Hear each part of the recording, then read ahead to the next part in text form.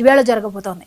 AP CM Chandrababu ఉదయం 11:15 అమరావతిలో తుళ్లూరు సమీపంలో శాఖమూరు పార్క్ వద్ద ఏర్పాటు చేసిన 58 అడుగుల పొట్టి శ్రీరాములు కాంస్య విగ్రహాన్ని ఆవిష్కరించనున్నారు. ఆంధ్రులకు ప్రత్యేక రాష్ట్రం కావాలి అంటూ శ్రీరాములు చేసిన త్యాగానికి స్ఫూర్తిగా ఈ భారీ విగ్రహాన్ని ఏర్పాటు చేశారు.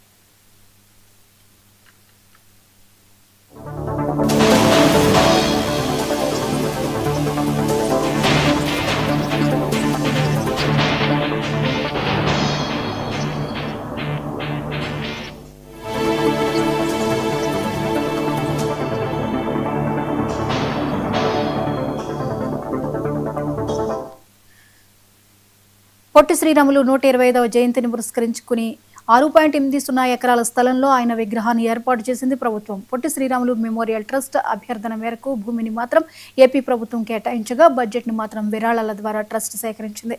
కేవలం 6 నెలల్లోనే రికార్డు స్థాయిలో పనులు చేపట్టి 58 అడుగుల భారీ విగ్రహాన్ని ఏర్పాటు చేస్తామని నిర్వాహకులు వెల్లడించారు. ముందుగా ఫస్ట్ ఫేజ్లో 58 అడుగుల విగ్రహాన్ని నెలకొల్పారు. పొట్టి శ్రీరాములు విగ్రహం కోసం 26 టన్నుల కాంస్యం, 42 టన్నుల ఐరన్ స్ట్రక్చర్ ను ఉపయోగించారు. మొత్తం 3 అంతస్తుల్లో ఉండే బేస్ మీద విగ్రహాన్ని నిలబెట్టారు.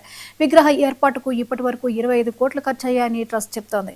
రెండో దశలో ఇక్కడ museum, photo gallery, auditorium, skill development centre ను నిర్మించనున్నారు. ఇవన్నీ విగ్రహం కింద ఉన్న బేస్ లో ఉండే 3 అంతస్తుల్లో వస్తాయి. ప్రభుత్వం ఇచ్చిన 6.8 ఎకరాల్లో విగ్రహం ఉన్న భాగం పోగా మిగిలిన ఖాళీ స్థలాన్ని స్మృతివనంగా డెవలప్ చేయబోతున్నారు.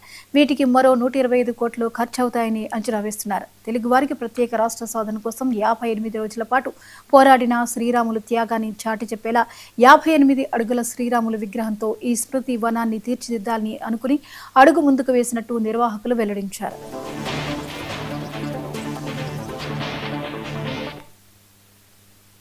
ఈ అంశంపై మరిన్ని అప్డేట్స్ ని మా ప్రతినిధి కొండలరావు అందిస్తారు. కొండలరావు, ఈ రోజు పొట్టి శ్రీరాములు కాంస్య విగ్రహ ఆవిష్కరణ జరగబోతోంది, వివరాలేంటి? థ్యాంక్ యూ జ్యోతి.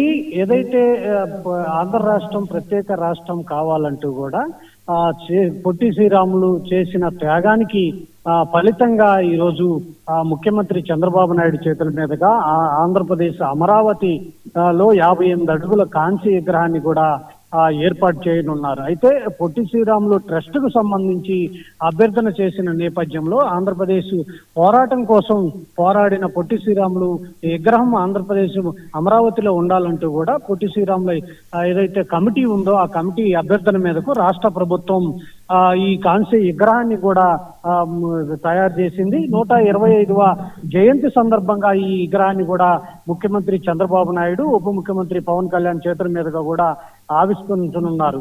అయితే ఏదైతే తెలుగు జాతి ఆత్మ గౌరవ ప్రతీక అయిన అమరజీవి పొట్టి శ్రీరాములు ఆ విగ్రహానికి సంబంధించి కూడా ఈరోజు 11:15 శాఖమూరు పార్కు వద్ద ఏర్పాటు చేసిన ఆ కాంస్య విగ్రహం ఏదైతే ఉందో దాన్ని ముఖ్యమంత్రి ఆవిష్కరించనున్నారు.